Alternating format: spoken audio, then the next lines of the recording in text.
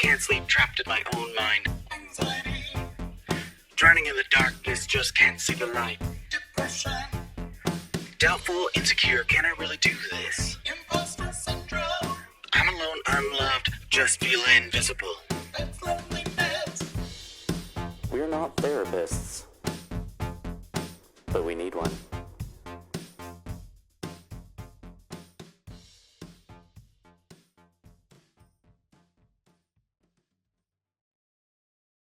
Hello, and welcome to We're Not Therapists, but we need one. The podcast where we have honest and vulnerable conversations about our mental health with one another. I'm Jay.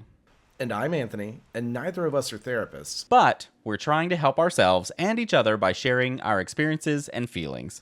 In this show, we'll deep dive into topics like anxiety, depression, self-esteem, trauma, and more. We'll talk about how they affect us, how we cope, and what we've learned along the way. We're not doing this to bash or blame anyone, especially our families who may have contributed to our mental health challenges. We're doing this to heal and grow, and hopefully inspire others who can relate and open your mind to your own healing. We also want to warn you that this show may contain some sensitive and triggering content. We'll be talking about personal and painful things that happen to us and how they still affect us to this day. If you're not comfortable with that, or if you feel like you need professional help, this show may not be for you.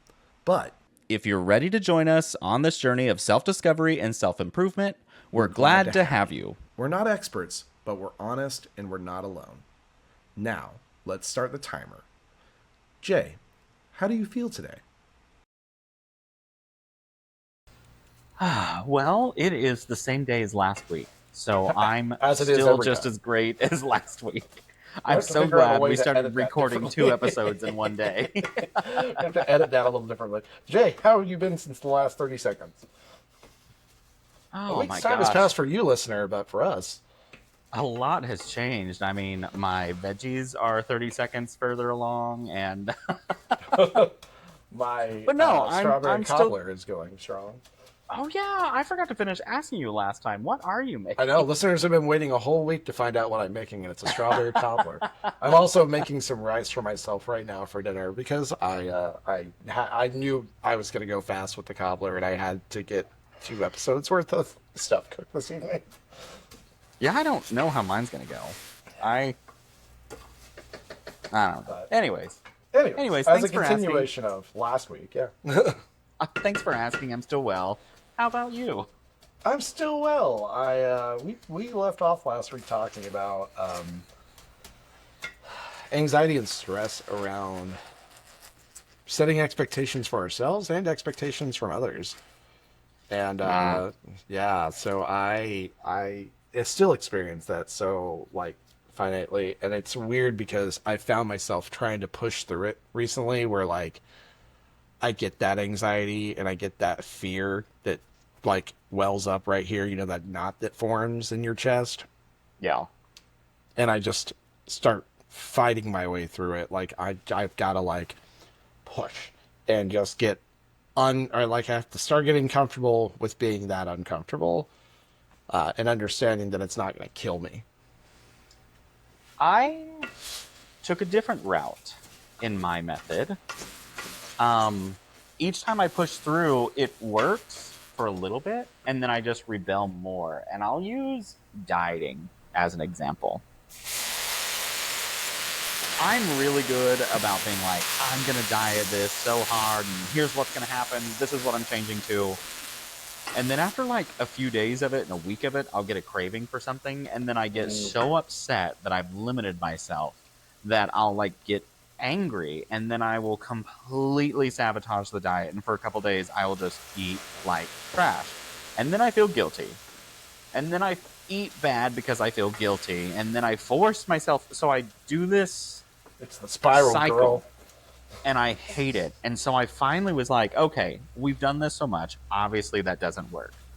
What we have to do is find little tiny ways to grow.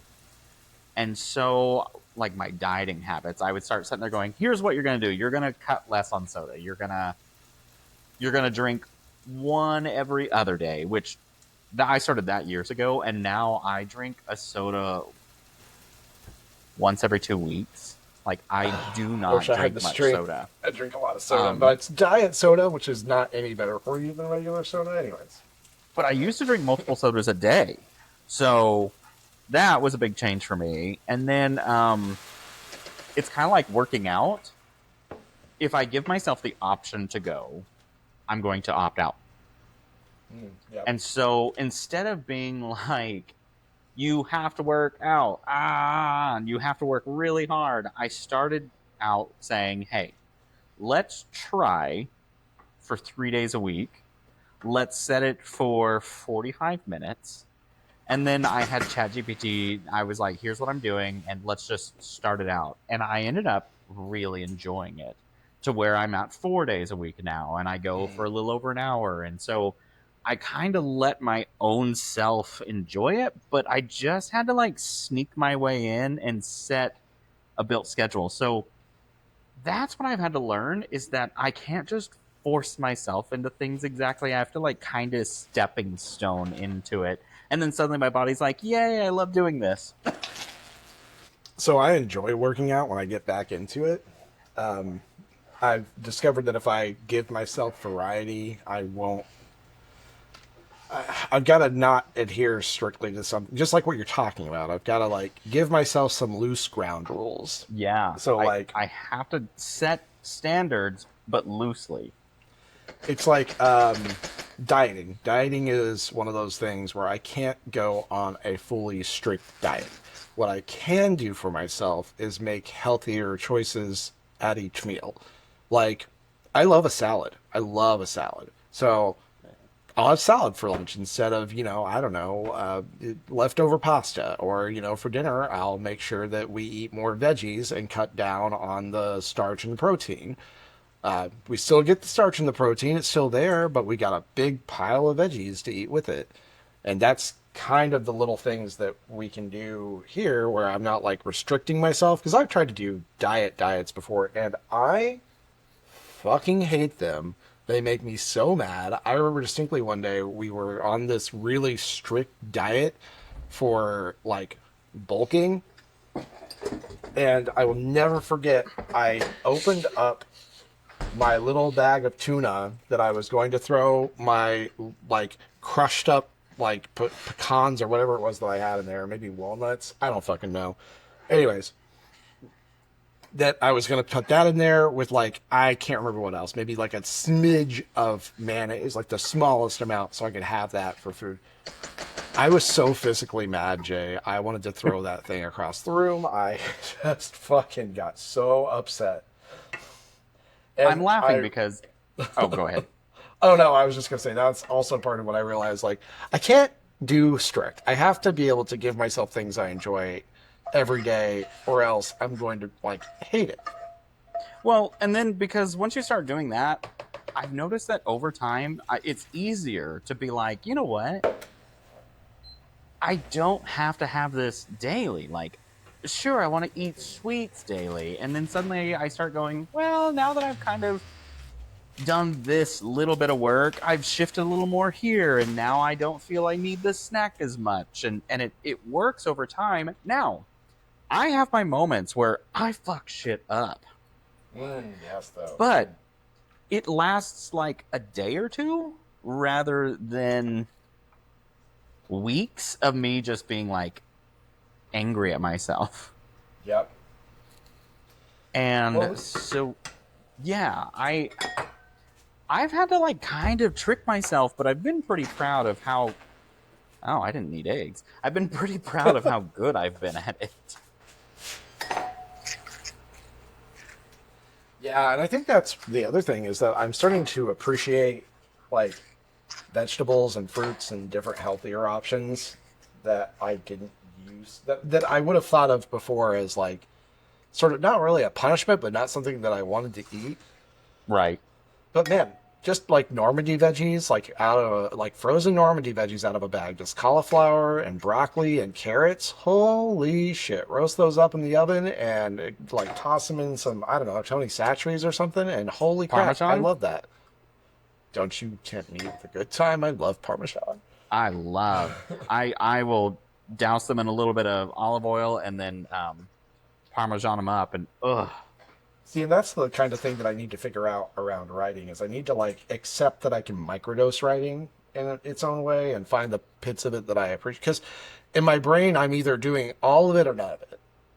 And that's the thing is microdose your changes Yeah. rather than doing a whole macro change because it's it's that shift in everything you have to do that feels overwhelming. Yep. You are overwhelmed at the fact that now I have to change up everything I'm doing. I hate this. It's too much work. Why can't I just do this or something? It's Yeah. so I had to start doing micro changes. Which work really, really well. Yeah, and Or it at least takes for me, longer they time, do. of course, but over time that effort grows and grows and grows. And like looking back to how I used to cook and eat and all that stuff, drastic change. Yeah. Oh, Although yeah, I've for sure. counterbalanced it with my wine intake, but Well, nobody's perfect. exactly, and I'm not mad about it. I mean, at one point I started getting concerned about my wine intake, so then I started reducing that by kind of playing with some tricks to trick myself, and now I don't drink as much. Yeah, that's I can succinctly understand that. But I will say that's wine and things like that. It's so easy, I think, for people like you and I to get used to it and adapt to it and use it to comfort ourselves in a sense that our minds are very busy. Hmm. There's a lot going on in them. We have a lot of stuff from when we were kids that bounce around in them that we are so used to that it we don't notice how it impacts us, and so that helps take away that um, that constant gnawing feeling that we have. Yeah, it's an easy way to shut your brain off for a while. And There's a reason why people do it. It's because it shuts your mind off, and it's really good at it. it's so good at it. Like in general, I feel like just such a happier person because I don't have swirling thoughts so much, and so Yep. I understand alcoholism so much more and why people suffer it. And it's now not like, of course, when I was growing up, we were judgy of people like that. And now I'm sympathetic because I'm like, oh man, I really wish I could help what you're trying to escape. Well, that's just it. I think once it gets to a certain point, it's hard to tell what it is that people are trying to escape. Like, if you've been at it for a really long time, it is one of those things where if while alcohol does work as a coping mechanism in the way that you will cope while you're drinking because you won't have to worry about any of that shit. It also sucks as a coping mechanism because all of that shit is there the second it wears off. Yeah. And on top of that, you feel worse because you're dehydrated. Right. Yeah, You it's slept terribly. You had less oxygen in your blood probably because you snored because it impacts your I'm trying to think of the word because it's an inflammation. Anyways, so there's all these impacts, and now you feel worse and sad. so now you're sad and you feel sick. So then it's easy to take to drink more to ease up the pain that you are feeling now of both body and mind. Yep. Yeah, it's an easy slope to slip down. There's a reason why it's the number one deadliest substance in the world, And or yeah, drug, I should say. it's why last year like I never reached a point where like I was feeling bad all the time and all that stuff. I've always, if it was, I was always functioning. But I Mm. definitely feel like last year would have been my closest whatever because it got to a point of daily. And I know, I know it was from the feeling of just complete exhaustion of how busy life was and how I was still trying to chase a lot of things that I needed to get done. I had still been comparing myself to people about my success, and I felt that I wasn't doing enough for myself. And so last year was kind of a bit of a spiral for me where I think I leaned a lot on alcohol for the sense that I don't know, it really was that escape from a little bit of disappointment in myself. I don't think I've ever really thought about this until now. Huh. Cuz I mean, you know how burnt out I was last year. I do. I understand it entirely too, because Lord knows I've And been that there. that burnout was so real, but it didn't feel as bad as, one would think about it. I know I was burnt out and all, but like looking back, compared to how I feel now, God, I was really fucking burnt out. Yeah. I mean, Which is, listen, and especially coming into the end of the year with election and everything else, like that whole. I am surprised that I don't hear that same story from more people. I think most people won't talk about it. Yeah, that's true. I Because just, that's, there's so much, so I much. don't mind, I don't mind being vulnerable about it, but, yeah, I leaned a lot into alcohol because I think I was still trying to bump out of a depression. Yeah. And I mean, again, it's unfortunately alcohol is a depressant, but while you're drinking it, I feel great. that CNS suppression is nice. I it's so funny how whenever I drink, like I reach a certain point and I am the chattiest person in the world. I'll meet anyone, I'll talk to anyone, I will. If you're on my Facebook and I'm friends with you, but we've never talked, I'm probably going to talk to you because I'm like, like I'm so I don't hate myself drunk. I feel like a good person and fun when I'm drunk until I'm Yeah. tired. Then I'm like, leave me the fuck alone. I have noticed, like, I don't know as many, like, problematically aggressive alcoholics as I would have expected to based off of the number of their portrayal in media and also the fact that, like, my father isn't exactly a nice drunk and, like, my grandfather wasn't a nice drunk. And I so, do a lot to like, I stay away think from about them. things like that where I'm like, when I get drunk, I don't get angry. In fact, I get the opposite of angry. And whenever I get a little past the point, what happens is I disappear and you don't see me till tomorrow because I'm going to bed. Yeah, I just shut down and I'm done. I'm tired. I've reached my point. I'm out. Yeah, and I do the Irish exit, which it's a solid. It's a staple. It's held me up for years. It's safe option and I love it because when you're drunk you do get a lot more peer pressure about sticking around. Yeah, and I like to go to bed, and people love staying out till like close the bar and shit. I'm just like, I don't want to do that. I hate that. Mm-mm.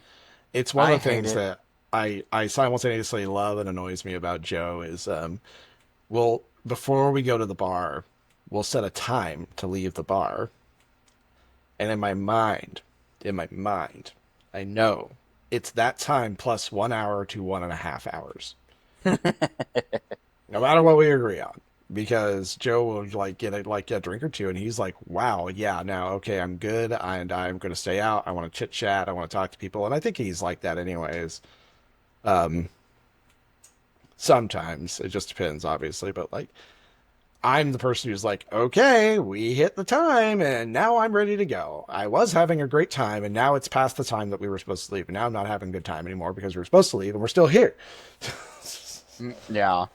So I have come to learn to anticipate in my mind being out later than that because otherwise my brain it latches on to shit like that where it's like, hey, we are supposed to leave. It's this time, and we said we would be leaving by this time, so we need to leave at this time. Um, because in my mind I'm already planning what I'm going to do after the bar, which is usually just video games and sit on the couch. And I'm like, when am I I going was to get my like, time after the just to bar I'm play going to video? bed. Yeah, when am I going to get to like play video games and sit on the couch for 1 hour before I go to bed? Um, but it is part of what I do in my head. But anyways, yeah. So I've learned to kind of set my own expectations there. Um, because like last time we went out, I had like a drink while we were out because I was gonna drive and Joe was he doesn't get to like let loose very often in like a bar setting, so I was like, go for it. I'll drive. I don't care. We're around friends that I really like. It was after a wedding, and so we were just around people that we'd already been around all day. And yeah, it was super chill, and I enjoyed it. It was kind of weird, like just having a single drink and then just sipping on water the rest of the evening, but it was also like mildly refreshing because It when people is. got handsy with me at the bar, I got to decide whether or not I was enjoying that. Oh my god, I never like handsy. You have to be really close to me, and I have to feel comfortable with that, and even be in the mood. I don't want handsy all the time. I get so kissy whenever I get like really drunk. That's It's to the funny. point that people know that that's whenever I'm drunk is that they'll be like, "Oh, he's getting kissy, he's drunk," and I'm like, "Oh, yeah, you're right." No, no, no. Yep, yep, you're correct because I guess that is how I am. I will say I am a lot more communication on my emotional side. I will always. I'm definitely the guy that's like, you know what? I really love you as friends. You Yeah, guys and are great I people. I do that, but I also am very much like I go in for a hug, and I don't know what it is, but my brain's like, yeah, now steal a kiss on the cheek too. Now kiss them. Kiss him, Kiss kiss, them, god damn it. kiss. Kiss them. It's like the dolls. Now kiss. No, Now no, kiss. no, no. Yeah, but I don't know. I mean, I it's weird because I my family has such a sordid history with drinking and alcohol, and so I don't. Oh, my dad If was an alcoholic drunk for sure. A mean one. yeah, and so like my dad was never mean to me necessarily. He would get like a bad attitude and yell, and it was sort of like secondhand. But he was not nice to my mom at all, Yeah. and so it was one of those things where you still have to experience it via like your parents fighting, and so you have that uncertainty in the household, and oh my god, that is what gives you anxiety as a child because that sets you on edge, and then you're already like looking for those little micro actions as a kid to figure out if like and it's the reason why they have a theory about mental health called a highly sensitive person. Have you heard about this? Uh huh. Yeah, so listeners, if you don't understand what a highly sensitive person is, it is this theory in mental health that about 20% of the population can sense micro changes in people's moods and like the way they're thinking because of how like their micro actions that they take. And they notice them subconsciously because since they like during their childhood or something, well, during their upbringing, they had to do that in their home environment all the time to as sort of a survival mechanism. And so now, even as adults, they do it, and it's what you would consider an empath. So people who are really like in tune with other people's emotions. That's really what's happening a lot of times is that they're, and again, this is a theory. It's not necessarily a fact, but it is sort of like not widely accepted, but like it is something that is well enough known that more than one mental health professional I've talked to has talked to me about this. And it's extraordinarily hard to break the habit. Yeah. And so like your brain is hardwired to do it. It's a defense mechanism and you've been doing it your whole life and you look for those little like micro changes in people's attitudes and when you see them, it sets you on edge. It's little things like when I know Joe's had a bad day and he doesn't want to talk about it, but I'm sitting there like, "Oh my God, are you okay? Are you mad? Are you mad? Can I do anything? Can I fix anything? I need to fix it." And I just know like sometimes people just have a bad day, but in my brain, Yeah. No, I'm 100% that way. It was actually during my last relationship. Um, it was one specific time that he just had a bad day and he was in a bad mood, and then I was in a bad mood, which I had a great day before that, but I suddenly turned into a bad mood because I'm like, you you being in a bad mood puts me in a bad mood because I can't fix it. yeah. And And what's funny is like in those situations, like you're not really responsible for that, but yeah, they can't not be in a bad mood. and the thing is like it was almost I like see it now looking back, and I was like, it was almost like a manipulation tactic from me to be Yeah. like, you have to be in a better mood, so I'll be in a better mood. Yeah, and in some ways it is. And that's why I And try not to do it to Joe, but I also know that I'm not perfect at it for sure. oh no, I've gotten better about recognizing that if I did something wrong, you have to communicate it. And if you're not communicating it and you're letting it dwell up in you, that's a you problem. Yeah, And that now is what you have also to something do I is like one the day that you bust and tell me all these issues that you're having, I'm like, well, how come when it started you just couldn't mention it? Like, what am I doing that makes you nervous to talk to me about that? and I think that's part of it is like it's funny enough, my mom was always that person who would be like she would always worry if somebody was mad at her, but also she would be that person who would be like mad and you'd know she was mad and she'd huff about she was mad. She's like, I'm fine. I'm fine. And so like you're clearly trying to like suss out like, no, what can I do to help? What can I do to help? And little people pleaser me as a kid is always like, no, mom, don't be mad. What can I do? Can I fix it for you? And as an adult, I'm like, that was never your job. It was never your responsibility to do that. But it is part of why you want to fix things because that created a really horrible like environment for you whenever you were a kid. It made this whole toxic environment where your parent was being passive aggressive with you over shit that I mean you were the kid. You were the kid. You were the child in this situation. You didn't have enough emotional intelligence or regular intelligence to be able to solve these adult problems. Well, and my mother was so caught up in her unhappy life that she, like, you'd be trying to get her attention because you're like, are you mad at me? Blah, blah, blah. And she'd be like, no, go play outside. And so it was always just like pushing you away. And so that's where I grew my people pleasing from because I so bad wanted just to feel like she wasn't mad at me and that I wanted that attention. Now check out my my cobbler.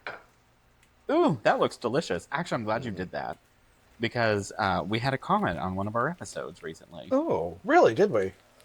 New guy, which I should have wrote down the name, and I'm so sorry. Started following us, said woof, and then he goes, "I'm curious what your meals look like when you're done." So, Yeah, that is my cobbler. Maybe I'll take a picture of it here in a minute. We can post it and I on the told him socials. that's a really good idea. I'm like, our thing is we just shifted to this, and we're trying to adapt, and we don't have like this fancy camera set up with all of our editing.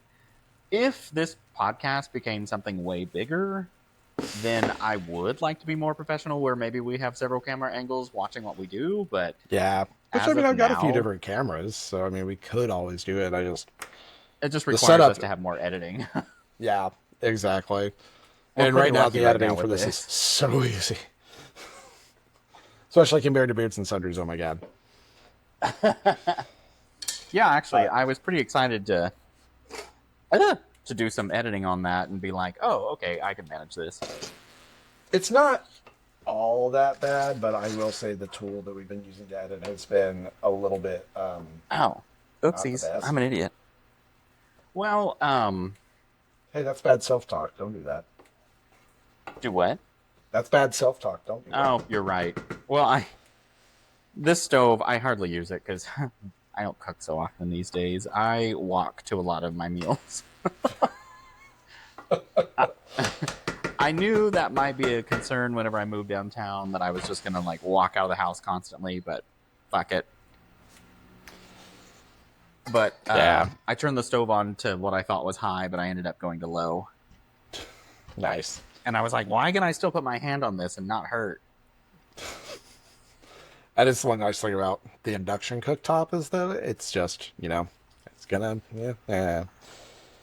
But yeah, I don't know. I feel like as an adult, I am struggling more with having to push myself through to do the things that I want to do. And it's things like writing where I turn it into this massive thing in my head. And I know I've mentioned it over and over, but it's because it's been on my mind a lot lately. Well, yeah. Because somebody the other day was like, how's the book coming? And I was like, technically, it's already written. It just needs to be rewritten yet again. And I've already started on another one, but I haven't really worked on that one either. And it's this whole part of me that's afraid to finish. And I just like, I'm afraid that people aren't going to like it. I'm afraid I don't like it. Um, and at some point, like, I just need to get it done. I remember I was listening to this one writer who He's in Tulsa. He's based in Tulsa, and he makes a little over six figures every year just writing. And one of his pieces of advice is just like, hey, look, at some point, it's done. Like, you're just done. You can't just keep polishing it because it's got to be done. And so you got to finish it. And like, just let it be and then move on. And I'm just like, oh, God, I wish you knew all of my neuroses, but whew, let me try. One of the methods I've been trying to do recently, because I've been trying to push myself to push my side gig more. And one of the things I started doing was when I wake up in the morning, I lay in bed briefly before I get up and I go, here's what I need to get done at work. And I'm all about micro goals. Here Yep. is Which, what I need to get done to achieve this. Even if you're just saying, I'm going to read over one page and edit it, which normally leads you a lot further. But yeah. That's what I've been doing recently is more micro setting goals. And so you'll notice that on my Facebook the other day, I posted about a potential open position to work for me. And Oh, I didn't oh yeah, notice you're because I'm not on not on socials. Facebook. Yeah. I said, hey, are any of my friends or friends of friends interested in a position that's part-time, that's blah, blah, blah, DM me for more. Don't feel obligated to say, or that you have to say yes when I tell you what it is. Like that's not what this is. Like if you're curious about being creative and working on some Canvas stuff and all, please let me know. And I got a lot of hits for it. I actually have a meeting this weekend with two people that are Nice. interested in doing it, and it's just part-time work for me so I can expand my side gig. The goal I made that day was to Alexa stop. The goal I made today was to post that so I could start finding someone to feel safe enough to grow this job. And that alone has propelled this. And I'm like, that's all it was one simple Facebook post. Yeah, and it's a great advice. It's great advice. And if we have more time, I'd like to expand on it. But maybe next week we'll talk about micro goals. Ooh. Ooh, bye, listeners. Bye. And we're out of time. Thank you for joining us today on our show. As you can see, therapy is not always easy, but it can be very rewarding and healing. If you want to follow our journey and see how we progress, tune in next episode for the continuation of We're Not Therapists, but We Need One. Join us on our socials, TikTok, Facebook, Threads, and Instagram, and email us at nopenotttherapists@gmail.com. That's NOPENOTTHERAPISTS We would love to hear your thoughts on our journey, or any questions you have that we can help answer. Until then, stay safe. mental health is a serious and important issue that affects millions of people around the world. If you or someone you know is struggling with depression, anxiety, trauma, or have any other mental health conditions, you're not alone, and there is help available. You don't have to suffer in silence or feel ashamed of your feelings. There are many resources and support networks that can help you cope and heal. Here are just a few. The Crisis Text Line, which is a 24/7 service that connects you to trained crisis counselors who can help you with any type of emotional crisis. You can text HOME to 741-741 in the US or Canada, or 85258 in the UK, or 50808 in Ireland. You can also visit crisistextline.org for more information. The National Suicide Prevention Lifeline, which is a 24/7 service that provides free and confidential support for people in distress, as well as prevention and crisis resources. You can call them at 1-800-273-8255 or chat online at suicidepreventionlifeline.org. The Headspace app, which is a meditation and mindfulness app that can help you reduce stress, improve your mood, and enhance your well-being. The app offers guided meditations, breathing exercises, sleep sounds, and other tools that can help you relax and cope with your emotions. You can download the app for free and try it for 10 days or subscribe for unlimited access to all features. You can find the app on the App Store or Google Play, or visit headspace.com for more information. These are just some of the resources that we have found helpful, but there are many more out there that can suit your needs or preferences. The most important thing is to reach out for help when you need it and to know that you are not alone. Mental health is not a weakness, but a strength, and taking care of it is one of the best things you can do for yourself and your loved ones. Until next time,